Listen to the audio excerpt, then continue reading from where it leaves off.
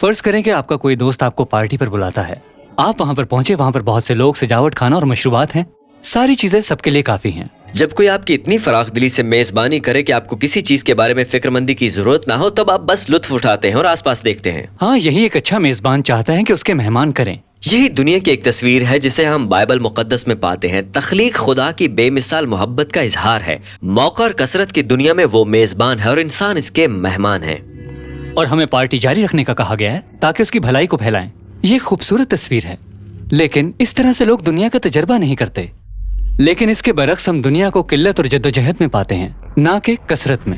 جناب مسیح ایسی قسم کی دنیا میں پروان چڑھے تھے۔ فوج کا تسلط تھا، لوگ قرض اور غربت کے سبب زمین اور خاندانوں کو کھو رہے تھے۔ ایسے ماحول میں انہوں نے کچھ اس طرح فرمایا کہ پرندوں کو دیکھو، وہ اپنے لیے خوراک جمع نہیں کرتے، حالانکہ اس کے پاس کثرت سے نہیں ہوتا۔ یا ان جنگلی پھولوں کو دیکھو، وہ کس قدر خوبصورت اور بہتات سے، انہیں اپنے وجود کے لیے فکر مندی نہیں ہوتی۔ تمہیں بھی اس طرح زندگی بسر کرنی چاہیے۔ یقیناً جناب مسیح جان گئے تھے کہ چیزیں ہمیشہ کام نہیں آتی، یعنی بعض اوقات وہ واقعی کافی نہیں ہوتی ہیں۔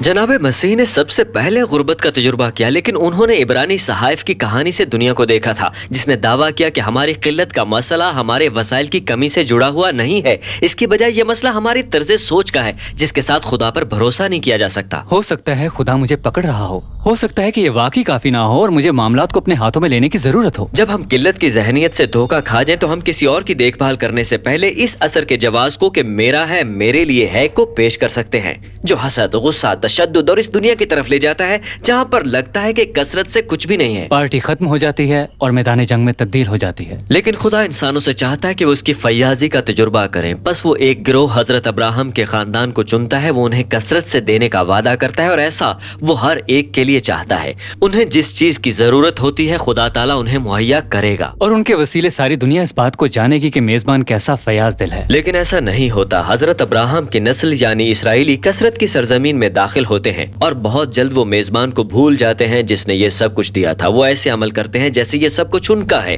اور یہ کافی نہیں ہے۔ تب یہ جنگ اور اسرائیل کی خود ساختہ تباہی کی طرف لے جاتا ہے۔ اگر میں اس پارٹی کا میزبان ہوتا تو میں ترک کر چکا ہوتا، مگر خدا ایسا نہیں کرتا، بلکہ وہ کچھ حیران کن کرتا ہے، ایک اور تحفہ دیتا ہے۔ ایک اور تحفہ؟ جی، پر یہ تحفہ مختلف ہے۔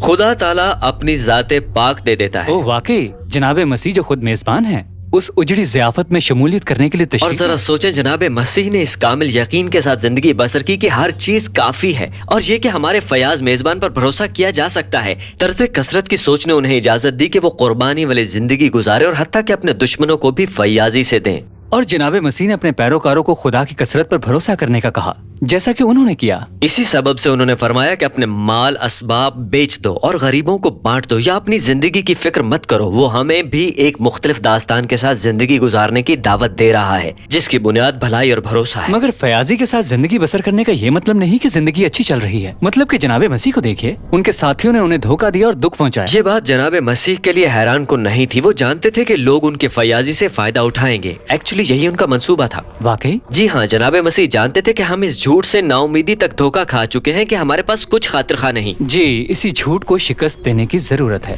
بس جناب مسیح یہی کر رہے تھے جب انہوں نے اپنی زندگی کا تحفہ ہمیں دیا۔ جناب مسیح کی موت خدا تعالیٰ کی فیاض محبت کا حتمی اظہار ہے۔ جی، خدا تعالیٰ کی محبت موت کو زندگی میں تبدیل کر سکتی ہے اور قلت کو کثرت میں بدل سکتی ہے۔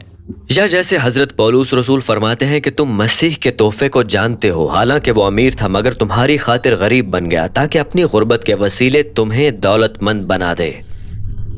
اور مسیح نے اپنے پیروکاروں کو اس طرح زندگی گزارنے کا کہا ہے جیسے حقیقی ضیافت شروع ہو چکی ہو۔ جی، وہ اسے خدا کی بادشاہی کہتا ہے۔ اس ضیافت کے لیے ہمارا دعوت نامے کا ایک اور تحفہ ابھی باقی ہے، اور وہ ہے خدا کے اپنے روح کی شخصی حضوری، جو ہمیں اپنے میزبان کی فیاضی پر بھروسہ کرنا سکھا سکتی ہے۔ جی، جب آپ ایمان رکھتے ہیں کہ بہت کچھ ہے تو آپ ہر جگہ فیاضی کے لیے مواقع ڈھونڈنا شروع کرتے ہیں، ہمارے پیسے، وقت اور توجہ کے ساتھ۔